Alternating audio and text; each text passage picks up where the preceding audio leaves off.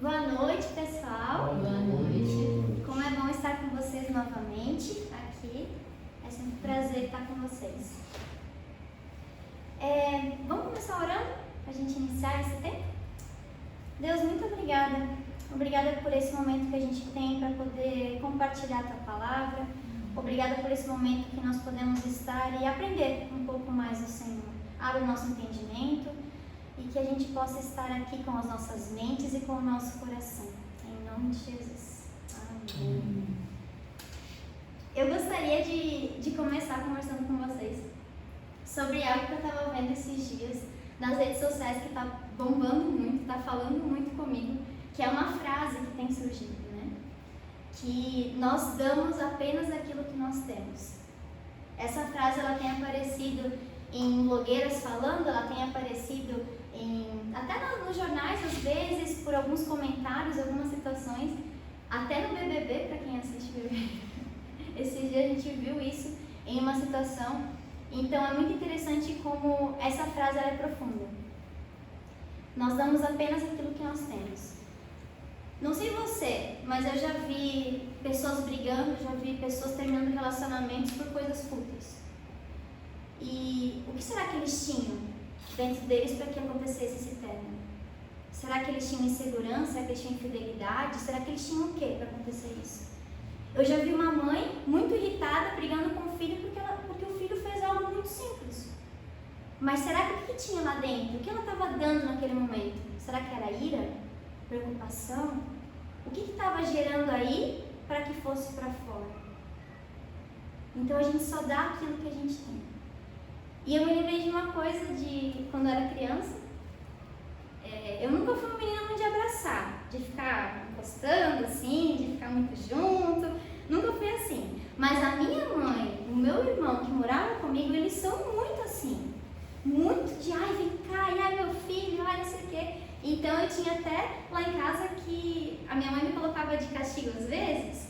E um deles, para me ensinar, um castigo que sempre me ensinou, foi que todos os dias de noite eu precisava ir e dar um beijo na bochecha dela e dizer boa noite. Para você ter ideia de como aquilo era difícil para mim.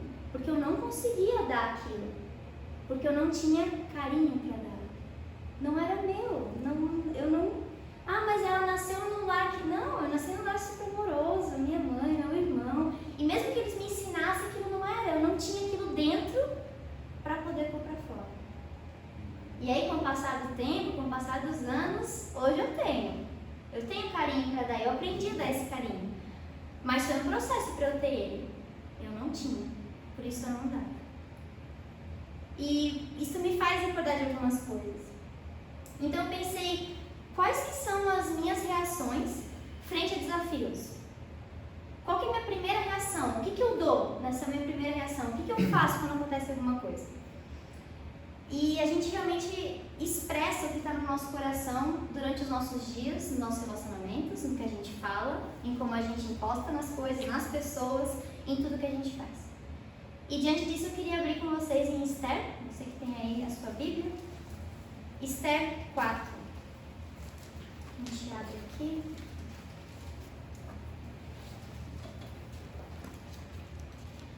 Gostaria de ilustrar com vocês o que eu estou falando com algumas histórias.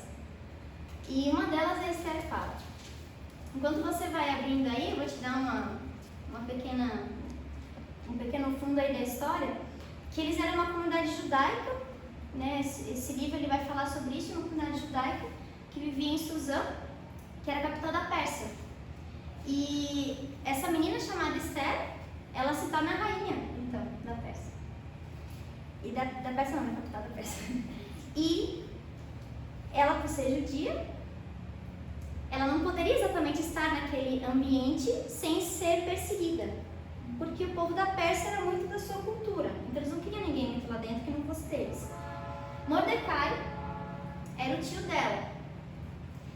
E ele um dia se estranhou lá com um dos personagens da história, que é o Amã. Esse Amã fala com o rei da Pérsia e diz para ele que deveriam destruir, deveriam lançar fora esse povo judeu. Lançar fora mesmo, porque eles não deveriam estar aí. E o rei aceita. Porém, porém Esther era desse povo.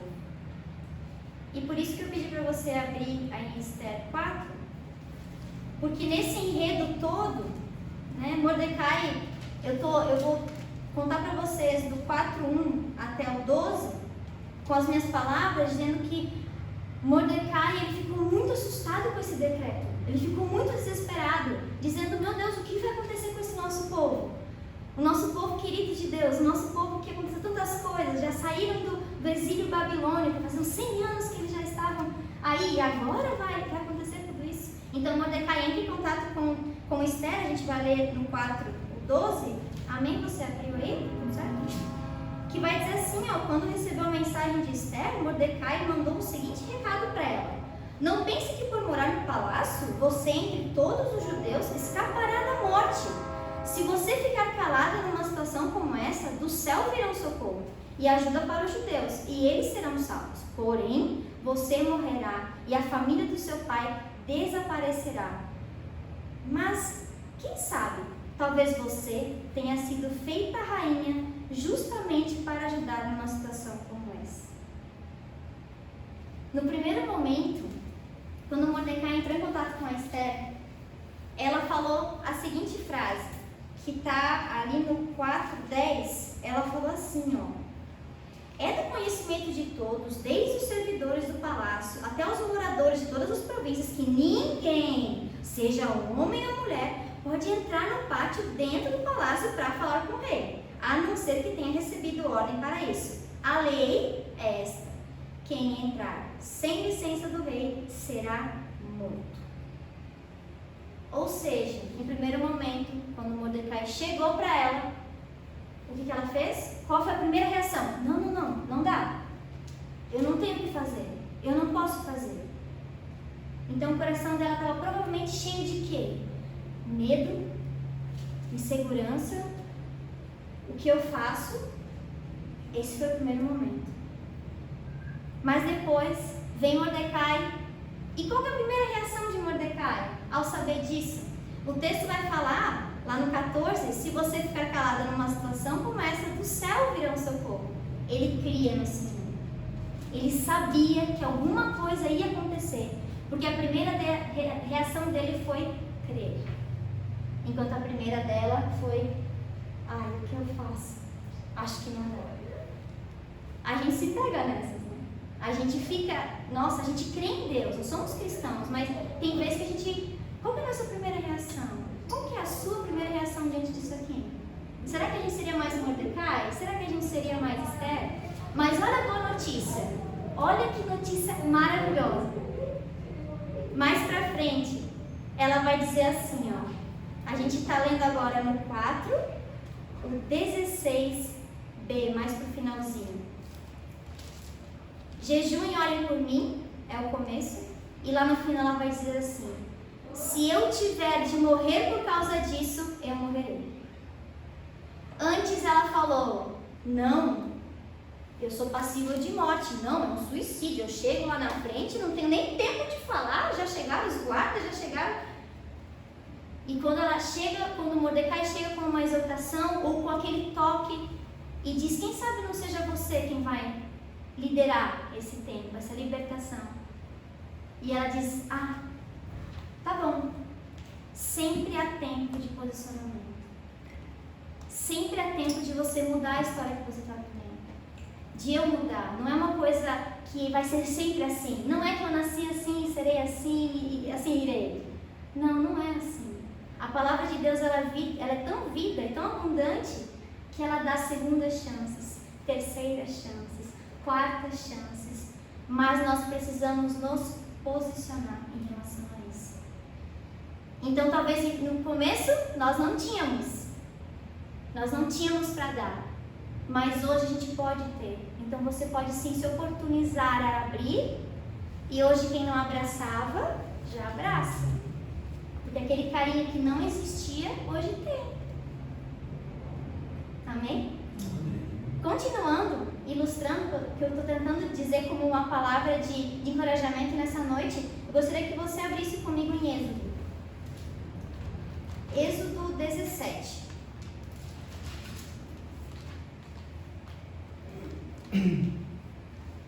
A gente vai ver no livro de Êxodo a história de um povo escolhido do Senhor saindo do Egito, de escravos que eram, liderados por Moisés, e estão agora nesse tempo de deserto, né? Estão andando no deserto.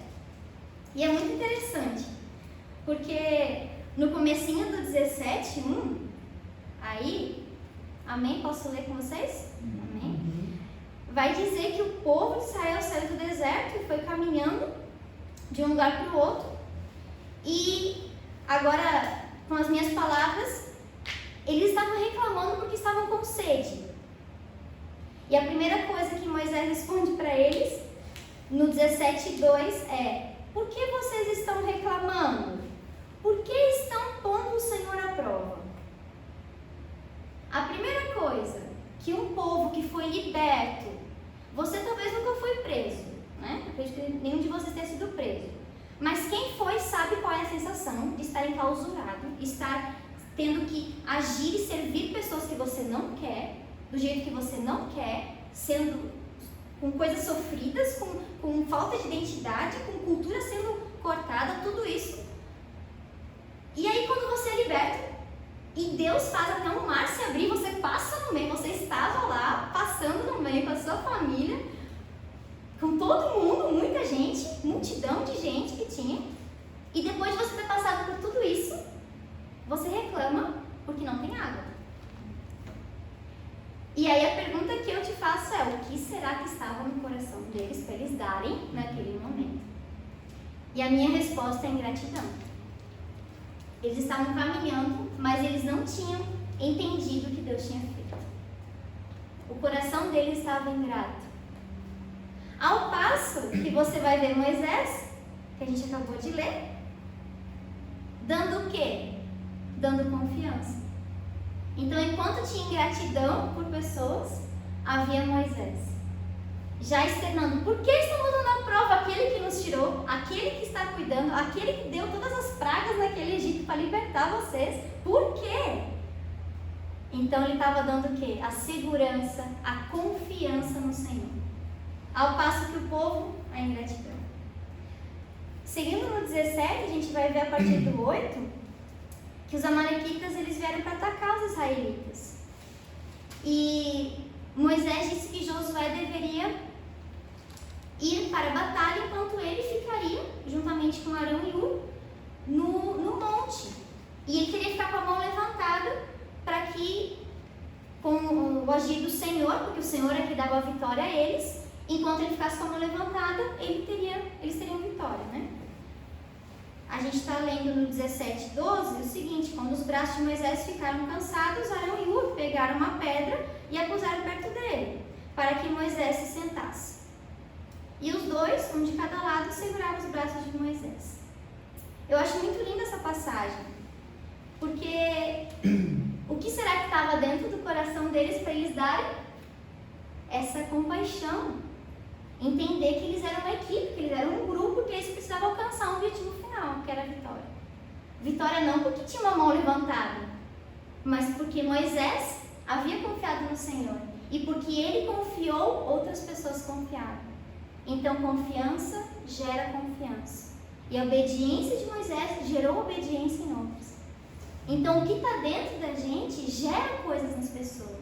As reações das pessoas. E parece tão... Nossa, a gente só dá aquilo que a gente tem. Mas e se a gente tem uma grande coisa dentro do nosso coração? Nós temos Cristo. E se a gente se posicionar e confiar? Quantas pessoas a gente não abraça? Só em fazer isso. Só, né? Parece fácil. Não é fácil, mas é possível. E se é possível, é porque a gente consegue. Talvez seja árduo, né? Como Esther, que teve que se colocar em posição de morte para que aquilo acontecesse. Quem sabe? Mas acontece, e é real, é transformação. Amém? Seguindo, aí a gente vai abrir em Salmos 27.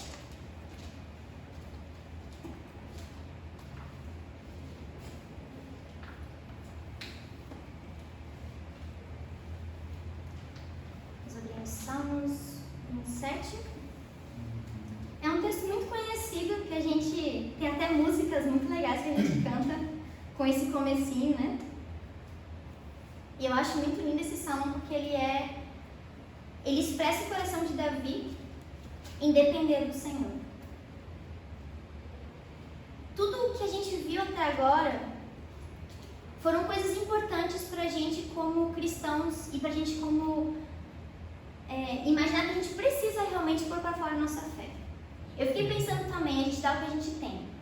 Aquele que está roubando, aquele que está matando, aquele que está fazendo atrocidades, poucas vezes a gente vai olhar e perguntar qual é a história da pessoa. Pouquíssimas vezes. Uma pessoa que te responde meio virado, uma pessoa que te dá aquela patada, né, que tu não sabe nem da onde veio essa? Aquele palavrão que veio você... Mas, gente, você fica até sem palavras. E a pergunta é, o que está acontecendo aí dentro para sair aquilo? A gente não consegue ser um manequim, a gente não consegue ser fake o tempo todo, ser legal o tempo todo, a ponto de nunca você expressar realmente o que está acontecendo. Nós expressamos e a gente acaba soltando algumas pistas do que está acontecendo. E se a gente não tem expressado Cristo como cristão, se a gente não tem se posicionado, confiado e dependido dele, que tipo de coisas a gente tem expressado para as pessoas?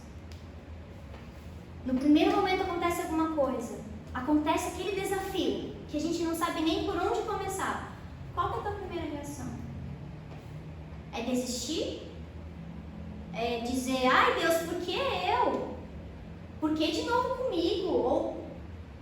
Ou você diz, não, Senhor. O Senhor é a minha luz e a minha salvação. A gente vai ler aqui no 27:1, dizendo exatamente essas palavras. O Senhor Deus é a minha luz, é a minha salvação. De quem terei medo? O Senhor me livra de todo perigo. Não ficarei com medo de ninguém. No 3 ele vai dizer, não terei medo. E vai dizer, continuarei confiando em Deus. No 5 ele vai dizer, em tempos difíceis ele me esconderá no seu abrigo. Ele me guardará no seu templo e me colocará em segurança no alto de uma rocha. No 9 ele vai dizer, tu tens sido a minha ajuda. No 10, ainda que meu pai e minha mãe me abandonem, o Senhor cuidará de mim. No 11, o Senhor Deus ensina-me a fazer a tua vontade e guia-me por um caminho seguro, pois os meus inimigos são muitos. No 13 a gente vai ver, estou certo de que verei ainda nessa vida, olha a esperança, o Senhor Deus mostrará a sua bondade. E no 14, Ele está dizendo para mim e para você, confie no Senhor, tenha fé e coragem, confie em Deus o Senhor. Amém? Com certeza, Davi, que escreveu, deve ter passado poucas e boas. Sim ou não? Porque ele estava o quê? Expressando aquilo que ele estava sentindo.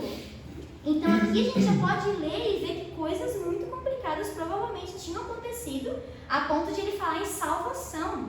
Luz, qual que é a contrário? Escuridão. Provavelmente um lugar que ele estava que ele não sabia nem onde pisar, porque ele não via a saída. E possivelmente a gente também se encontra muitas vezes nessa situação. E nós precisamos depender.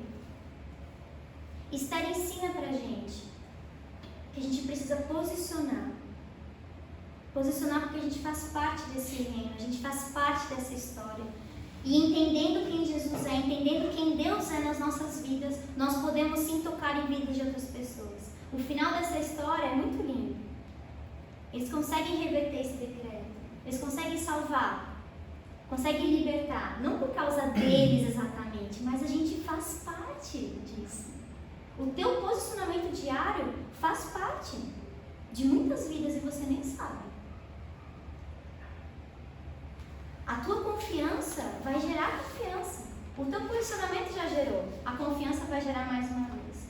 E no final de tudo isso não é sobre nós, é sobre Deus. Então depender nele é o que a gente precisa fazer todos os dias. Talvez a gente vai ser surpreendido por alguma coisa e o medo vai mas a gente precisa confiar nele. Talvez a gente vai se colocar em alguma situação que tem que escolher Cristo ou morte. Qual será que a gente escolhe? Talvez a gente vai ser colocado no momento de tristeza e no momento de solidão que a gente não sabe nem por onde começar. Quem é o único que pode tirar a gente dessa situação? Talvez não fisicamente. Deus não vai pegar a gente, né? Tirar assim, colocar em outro local, como tem aqueles negocinhos de pegar boneco, né? Que você fica assim para pegar o ursinho, assim. Não é assim. Mas Ele vai ajudar a tua mente e o teu coração a sentir uma paz que excede todo o entendimento e nos dá força para continuar. Então essa palavra de hoje eu entendo o Senhor me chamando e te chamando a gente confiar, a gente se posicionar e depender dEle. E isso é para todas as áreas da nossa vida, para todos os aspectos que a gente tem que lidar, para que a gente vença em nome de Jesus. Se a gente só dá o que a gente tem, o que você tem para dar? Se a gente só dá o que a gente tem, o que as pessoas têm recebido de mim e de você todos os dias? E se a gente não tem, onde é que a gente vai buscar? Como a gente viu, tem como ser diferente, não tem?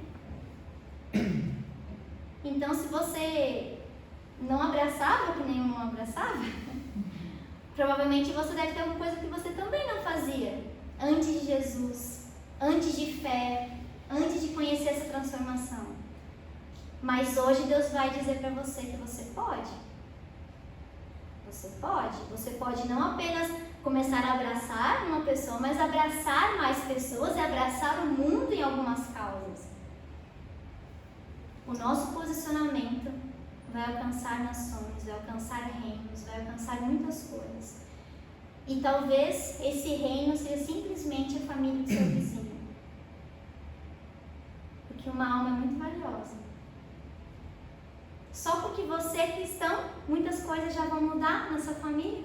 Só porque você decidiu algumas coisas, um futuro de algum sobrinho seu muda e você nem sabe como. É o Senhor te honrando, é o Senhor cuidando da tua história, cuidando da tua família. E que a gente tenha força para não ir para o medo. Que o medo não seja nosso escape, que a nossa primeira reação não seja medo. E se for, tudo bem, porque tem como se posicionar novamente, confiar e depender. Mas eu convido você nessa semana a gente ter uns momentos que a gente perceba algumas reações que nós temos em relação ao o que será que eu estou botando para fora? Será que eu estou inseguro? Será que eu estou com medo? Será que eu estou muito feliz? O que eu estou? Como é que eu tenho explicado as coisas para as pessoas? E eu acho que a gente vai se surpreender no final dessa semana. E Deus pode fazer grandes coisas na nossa vida nesse tempo. Amém? Vamos orar para finalizar? Deus, muito obrigada. Obrigada porque o Senhor tem nos ajudado a gente se posicionar em muitas coisas. Obrigada porque o Senhor tem nos direcionado a confiar no Senhor, a depender do Senhor e a não ter medo. Não ter medo porque o Senhor é a nossa luz, o Senhor é a nossa força, o Senhor é a nossa salvação. De quem eu terei medo? Então, obrigada por tudo. Abençoe a gente nessa semana e traga à luz tudo aquilo que a gente precisa mudar, tudo aquilo que a gente precisa se posicionar nesse tempo, em nome de Jesus. Amém. Amém, Senhor.